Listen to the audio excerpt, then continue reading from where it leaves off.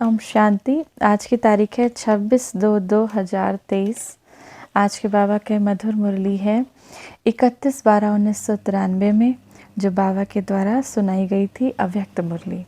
इस मुरली का शीर्षक है नए वर्ष में सदा उमंग उत्साह में उड़ना और सर्व के प्रति महादानी वरदानी बन व्यर्थ को समाप्त करना। आज नवयुग नई सृष्टि के रचता बाप दादा अपने नवयुग के आधार मूर्त बच्चों को देख रहे हैं। बाबा के साथ साथ आप सभी बच्चे सदा सहयोगी हो। इस नई दुनिया को लाने के आप सब बच्चे निमित्त हो और आने वाली सतयुगी दुनिया के आधार मूर्त हो। दुनिया के हिसाब से आज का दिन वर्ष का संगम है। पुराना वर्ष जा रहा है, नया वर्ष आ रहा है। 31/12/1993 नया साल आने वाला था, तो बाबा कहते हैं पुराना साल जा रहा है और नया वर्ष आ रहा है। ये है वर्ष का संगम दिन। आप बैठे हो बेहद के संगम युग पर। आप सभी नव वर्ष के साथ साथ नव युग की सभी को मुबारक देते हो। हम सब बाबा के बच्चे नव वर्ष के साथ साथ आने वाली नई दुनिया, जो सतयुगी दुनिया, जो सुख की दुनिया होगी, उसके लिए सभी को मुबारक देते हैं।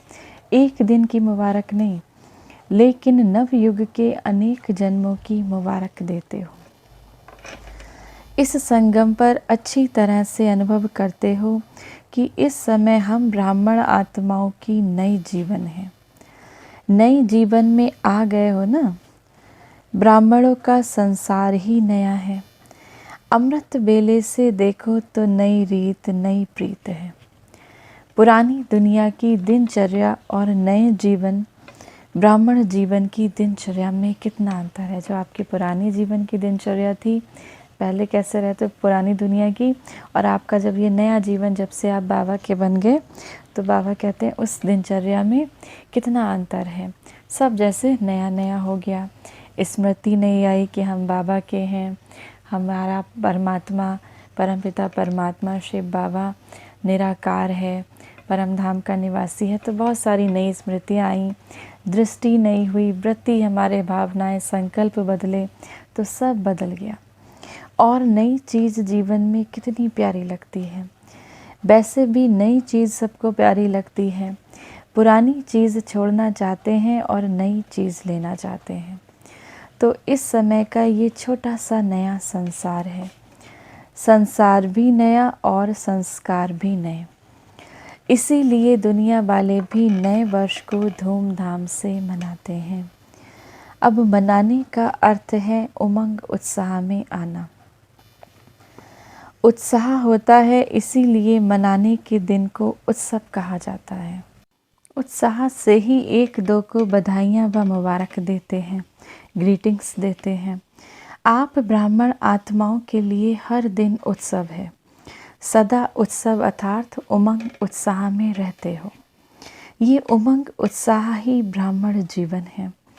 दुनिया की रीति प्रमाण विशेष दिन को मनाते हो, आज मनाने के लिए इकट्ठे हुए हो ना। लेकिन आपका नवयुग नई जीवन का उमंग उत्साह सदा ही है। आपका तो नया युग नए जीवन के लिए उमंग उत्साह बाबा कहते हैं सदा ही है। ऐसा नहीं कि आज 1 तारीख को उमंग उत्साह रहा, फिर 2 तारीख को समाप्त हो जाएगा, नहीं। उमंग उत्साह आपका सदा ही है। 1 मास हो गया तो ख़त्म हो जाएगा, नहीं, ऐसा नहीं है। हर दिन उमंग उत्साह बढ़ता जाता है, कम नहीं होता। तो बाबा बच्चों से पूछ रहे हैं, ऐसा है ना, सब खुश रहते हो, सब उमंग उत्साह में रहते हो। बाबा मिल गया सब बच्चों को, तो कितनी खुशी है कि अपने अपने स्थान पर जाएंगे तो उत्साह खत्म हो जाएगा। हर घड़ी उमंग उत्साह की है, क्योंकि उमंग उत्साह ही आप ब्राह्मणों की उड़ती कला के पंख हैं। इस उमंग उत्साह के पंखों से सदा उड़ते रहते हो। अगर कार्य अर्थ कर्म में भी आते हो, फिर भी उड़ती कला की स्थिति से कर्म योगी बन कर्म में आते हो। तो उड़ती कला वाले हो गए ना, तो बिना पंखों के तो उड़ नहीं सकते।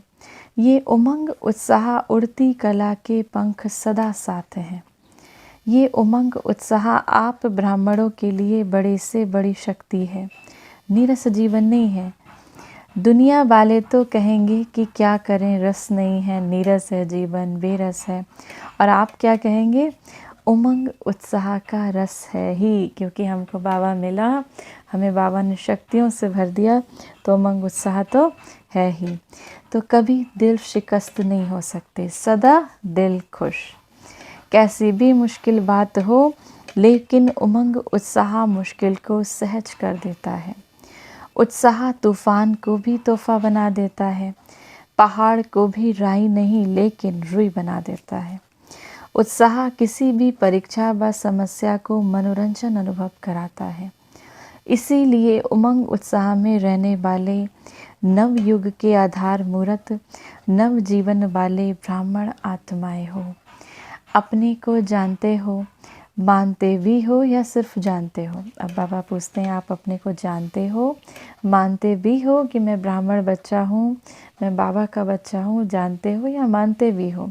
अब क्या कहेंगे? जानते भी हैं, मानते भी हैं, उसी में चलते भी हैं। सदा ये उत्साह रहता है कि कल्प पहले भी हम ही थे, अब भी हैं और अनेक बार हम ही बनेंगे। तो अविनाशी उत्साह हो गया ना, थे, हैं और सदा होंगे। तीनों काल का हो गया, पास्ट, प्रेजेंट और फ्यूचर। पहले भी हम अविनाशी उत्साह में रहे थे, पहले भी हम बाबा के बच्चे थे, और फिर अगले कल्प में फिर बनेंगे। तो बाबा कहते हैं तीनों काल तो अविनाशी हो गया। अब बाप दादा देख रहे थे कि अविनाशी उमंग उत्साह में रहने वाली आत्माएं नंबरवार हैं या सब नंबर 1 हैं। जब है ही निश्चय बुद्धि विजयी, तो विजयी तो जरूर नंबर 1 होंगे ना, नंबरवार थोड़ी होंगे। तो सदा नव जीवन के इस उत्साह में उड़ते चलो, क्योंकि आप आधार मूर्त हो। सिर्फ अपने जीवन के लिए आधार नहीं हो, लेकिन विश्व की सर्व आत्माओं के आधार मूर्त हो। आपकी श्रेष्ठ वृत्ति से विश्व का वातावरण परिवर्तन हो रहा है। आपकी पवित्र दृष्टि से विश्व की आत्माएं और प्रकृति दोनों पवित्र बन रही हैं। आपकी दृष्टि से सृष्टि बदल रही है। आपके श्रेष्ठ कर्मों से श्रेष्ठाचारी दुनिया बन रही है। तो कितनी जिम्मेदारी हो गई। विश्व की जिम्मेदारी का ताज पहना हुआ है ना, कि कभी भारी लगता है तो उतार देते हो, क्या करते हो? जो डबल लाइट रहते हैं उनको ये जिम्मेदारी का ताज भी सदा हल्का अनुभव होगा। अब बाबा ने कहा हम बच्चों को विश्व की जिम्मेदारी है, हमें इस विश्व को पावन करना है, हमें इस विश्व में शांति की स्थापना करनी है। हम बाबा के बच्चों को ही मददगार बाबा का बन के इस सृष्टि को फिर से पावन बनाना है। तो ये जिम्मेदारी का ताज बाबा कहते हैं सबको भारी तो नहीं लगता, पहने हुए हो ना। इस समय ताजधारी भविष्य के ताजधारी बनते हैं। तो नए वर्ष में क्या करेंगे? अव्यक्त वर्ष भी मनाया। अव्यक्त वर्ष अर्थात फरिश्ता बन गए कि अभी बनना है। फरिश्ते क्या करते हैं? अव्यक्त का अर्थ ही है फरिश्ता। वर्ष पूरा किया तो फरिश्ता बने कि नहीं? अब बाबा पूछते हैं अव्यक्त का अर्थ है फरिश्ता, अब वर्ष पूरा हुआ, फरिश्ता बने या नहीं बने? अव्यक्त वर्ष अभी लंबा कर दें, 2 वर्ष का 1 वर्ष बना दें, अभी और आगे बढ़ना है ना। अव्यक्त वर्ष मनाया, अब फरिश्ता बनकर क्या करेंगे? अव्यक्त वर्ष मनाया तो अब क्या करेंगे? सदा हर दिन हर समय महादानी और वरदानी बनना है। श्वासोश्वास सकाश देना है। इस समय संसार की हालत जैसी हो रही है, हम सब बाबा के बच्चों को श्वासोश्वास सकाश देना है। तो ये वर्ष महादानी वरदानी वर्ष मनाओ। जो भी संबंध संपर्क में आए उस आत्मा को महादानी बन कोई ना कोई शक्ति का, ज्ञान का, गुण का दान देना ही है। तीनों खजाने कितने भरपूर हो गए। ज्ञान का खजाना भरपूर है या कम है? अब बाबा कहते हैं कोई भी आत्मा आपके पास आए तो उसको ज्ञान का, गुण का दान देना ही है। तो ज्ञान का खजाना तो बाबा के बच्चों के सबके पास है, सबको बाबा का ज्ञान प्राप्त हुआ। तो बाबा कहते हैं ऐसा तो नहीं कम है, आप सब मास्टर नॉलेजफुल हो ना, तो ज्ञान का खजाना भी है, अब शक्तियों का खजाना भी है और गुणों का खजाना भी है। तीनों में संपन्न हो, एक में संपन्न हो, दो में नहीं। अब बाबा पूछते हैं तीनों में संपन्न हो कि एक में संपन्न हो या दो में नहीं। वर्तमान समय आत्माओं को तीनों की बहुत आवश्यकता है। सारे दिन में कोई न कोई दान देना ही है। अब चाहे ज्ञान का दान हो, चाहे शक्तियों का दान हो, चाहे गुणों का दान हो, लेकिन देना ही है। महादानी आत्माओं का बिना दान दिए हुए कोई भी दिन ना हो। ऐसे नहीं कि वर्ष पूरा हो जाए, कहो हमें तो चांस नहीं मिला। चांस लेना भी अपने ऊपर है। हमको बाबा कहते हैं सेवा का चांस लेना भी हमें अपने ऊपर है। चांस देने वाला चांस दे तब चांस ले सकते हैं, या स्वयं भी चांस ले सकते हैं। लेना आता है ना चांस, बाबा कहते हैं सेवा करनी आती है ना बच्चों को, तो कोई दे तो लेना आता है। कोई चांस नहीं देगा तो क्या करेंगे, देखते सोचते रहेंगे। सारे दिन में चाहे ब्राह्मण आत्माओं के, चाहे अज्ञानी आत्माओं के संबंध संपर्क में आते ही हो ना, तो जिसके भी संबंध संपर्क में आओ, बाबा यहाँ विधि समझा रहे हैं कैसे आप सेवा कर सकते हो। तो जिसके भी संबंध संपर्क में आते हो उसको कोई ना कोई दान अर्थात सहयोग दो। दान शब्द का रूहानी अर्थ है सहयोग देना। तो रोज महादानी व वरदानी बन वरदान कैसे देंगे? वरदान देने की विधि क्या है? आपके जड़ चित्र तो अभी तक वरदान दे रहे हैं। अब मंदिरों में बाबा कहते हैं अभी तक पूज्य स्वरूप में आप सब की पूजा हो रही है।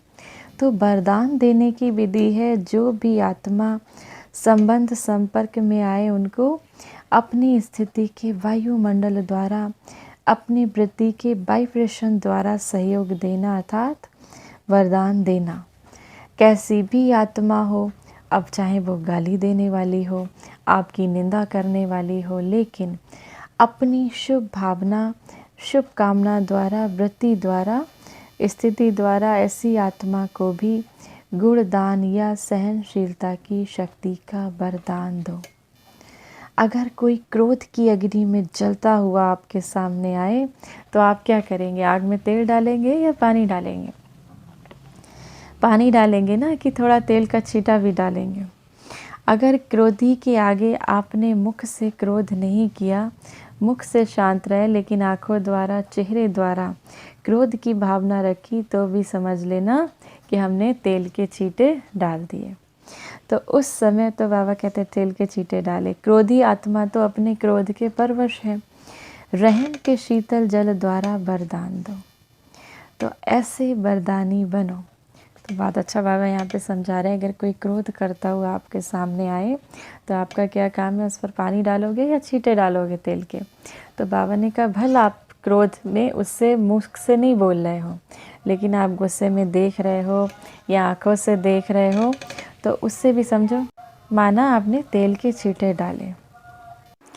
जिस समय आवश्यकता है उस समय सहन शक्ति का तीर नहीं चलता है। अगर समय पर कोई अमूल्य वस्तु कार्य में नहीं लगी तो उसका अमूल्य कहा जाएगा। अमूल्य किसको कहते हैं? अमूल्य अर्थात समय पर मूल्य कार्य में लगे। तो इस वर्ष क्या करेंगे? बाबा कहते हैं महादानी बनो, वरदानी बनो।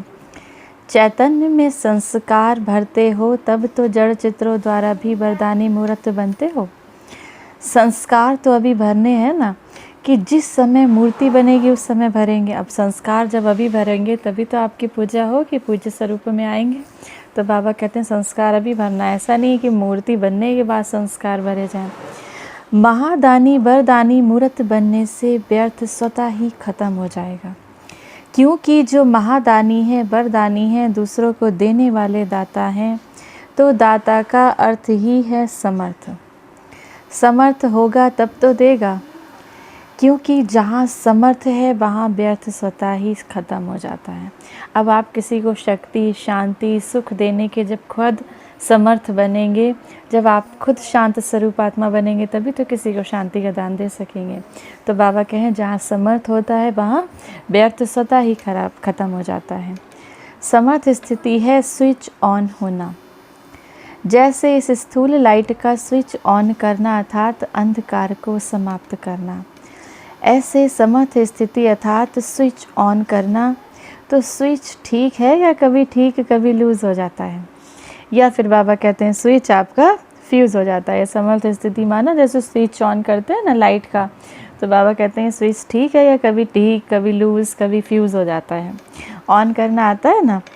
आजकल छोटे छोटे बच्चे भी स्विच ऑन करने में होशियार हो जाते हैं, टीवी का स्विच ऑन कर देते हैं। तो स्विच ऑन होने से एक एक व्यर्थ संकल्प को समाप्त करने की मेहनत से छूट जाएंगे। अव्यक्त फरिश्तों का यही श्रेष्ठ कार्य है, और क्या नवीनता करेंगे। अव्यक्त वर्ष में अपना चार्ट रखा था, कभी रखा कभी नहीं रखा।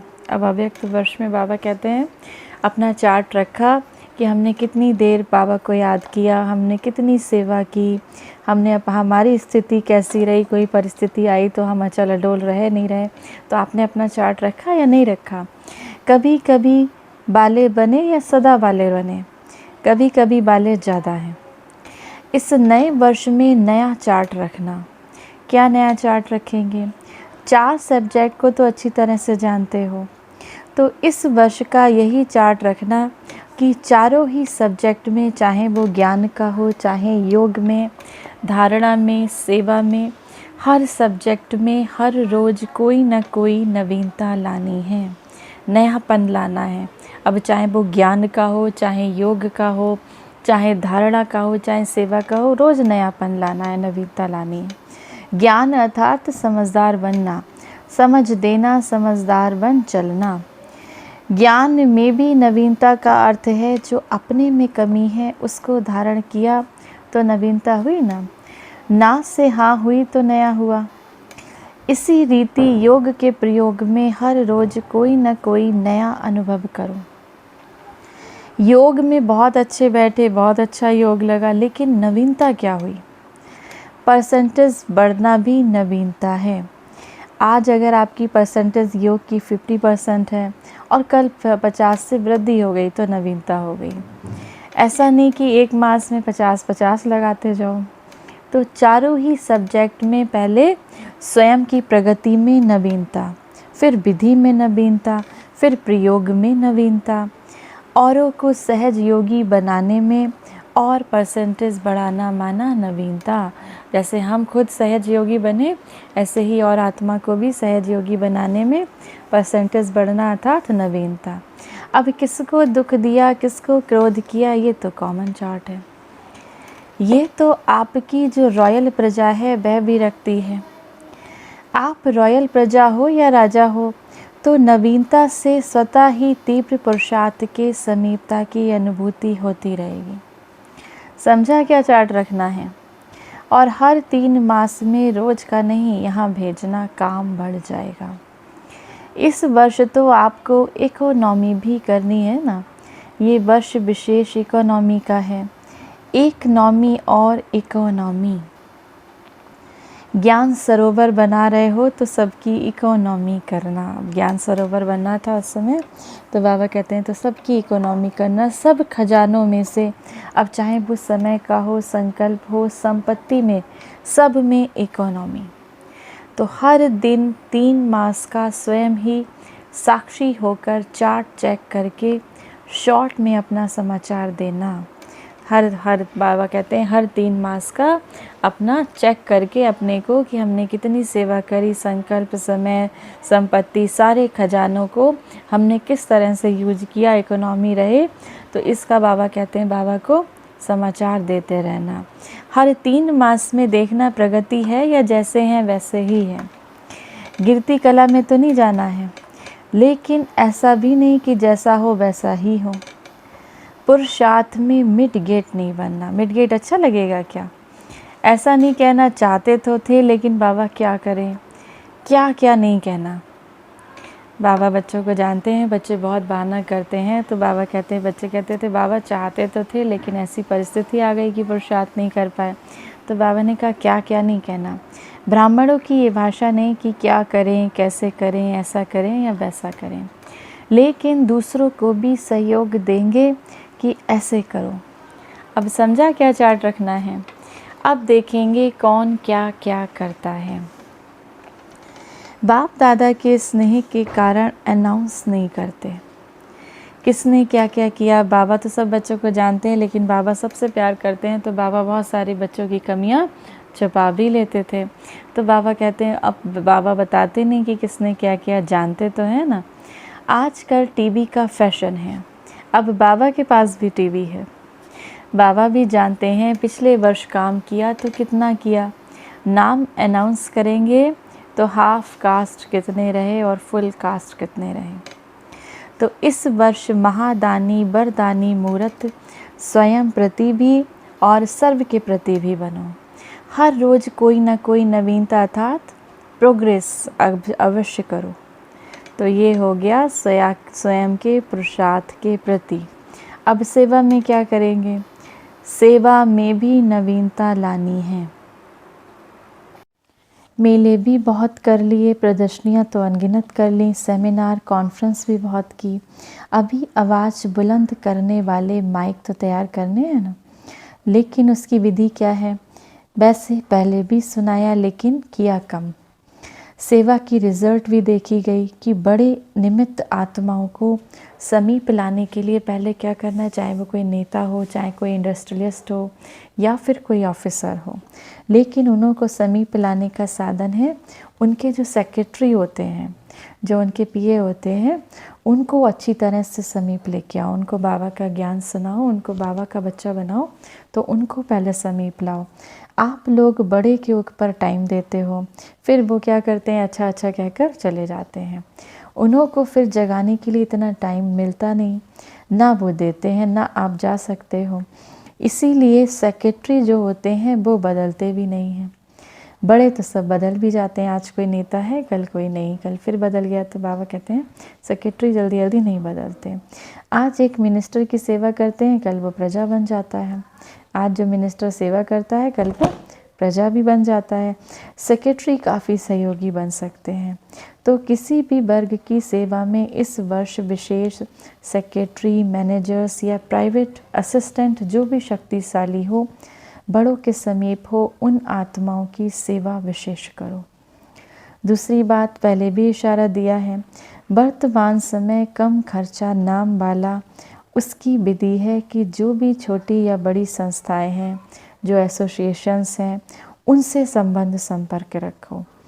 बनी बनाई स्टेज पर नाम वाला करो, कम खर्च नाम वाला करते हो, लेकिन और तेज़ी से करना है। हर देश में, हर गांव में, ज़िले में जो भी भिन्न भिन्न प्रकार की संस्थाएं हैं या बहुत वर्ग के कार्य करने वाले हैं, कॉन्फ्रेंस करने वाले हैं, सम्मेलन करते हैं, तो बनी बनाई स्टेज पर अपना संदेश दो कि बाबा आया हुआ है, उनसे वर्षा लो, सबको सुनाइए। तो बाबा हमको विधि समझा रहे हैं आज कि बड़ी बड़ी संस्थाओं से, बड़े बड़े लोगों से कैसे जुड़ सकते हैं। तो समय और मेहनत दोनों बच जाएगी। अभी इसको तीव्र गति में लाओ।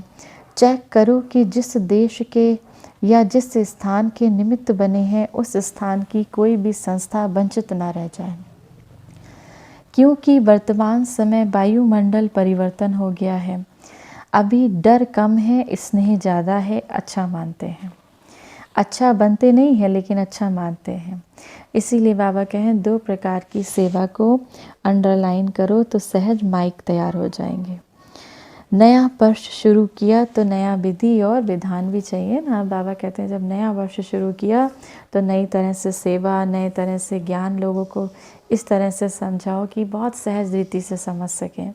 नई तरह से सेवा करो, योग की नई नई विधियाँ लाओ। तो बाबा कहते हैं सब कुछ नए वर्ष में नया नया चाहिए। इस नए वर्ष का अमृत वेले का सदा ये स्लोगन इमर्ज करना कि सदा उमंग उत्साह में उड़ना है और दूसरों को भी उड़ाना है, खुद भी खुश रहना है और दूसरों को भी रखना है। बीच बीच में चेक करना। अब ऐसा नहीं कि अमृत वेला चेक करो सारा दिन फिर मर्ज कर दो, फिर रात को सोचो आज का दिन तो ऐसा नहीं रहा। बीच बीच में चेक करते रहो, इमर्ज करो। उमंग उत्साह के बजाय कोई और रास्ते पे तो नहीं चले गए। उड़ती कला के बजाय किसी और कला ने तो अपनी तरफ आकर्षित नहीं किया।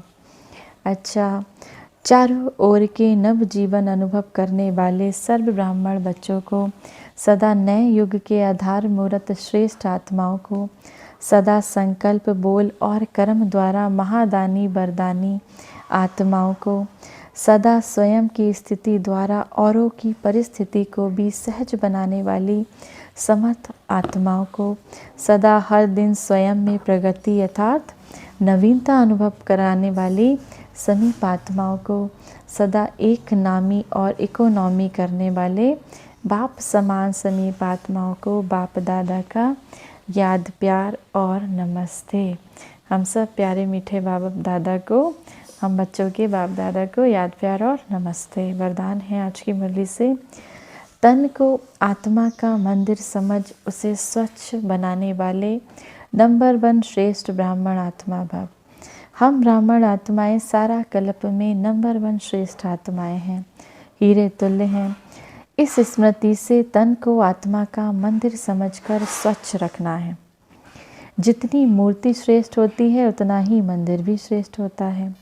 तो इस शरीर रूपी मंदिर के हम ट्रस्टी हैं।